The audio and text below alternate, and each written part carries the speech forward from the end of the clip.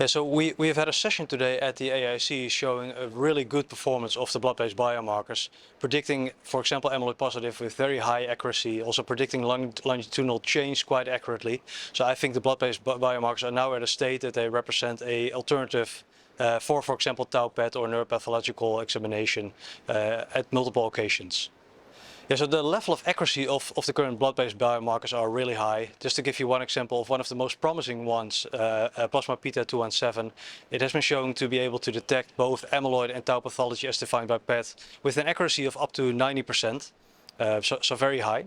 One opportunity, of course, that blood-based biomarkers hold is that you can combine multiple measurements in just one blood sample.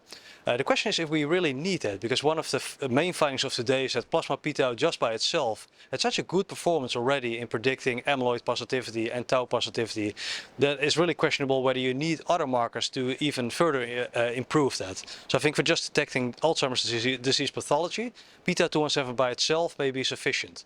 For other purposes, so for example predicting longitudinal change in cognition, which is a notoriously more difficult task, there are some other blood-based biomarkers that can help. One example is neurofilament light or NFL and potentially GFAP. So these two markers may, in addition to p-tau217, may make the prognosis more precise.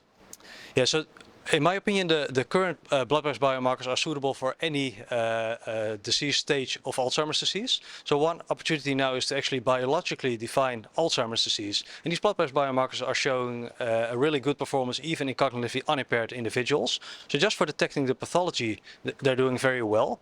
In general, the performance is somewhat higher in symptomatic population, and I think that is due to the higher a priori chance of actually finding the pathology, which is much lower when you look at cognitively unimpaired people.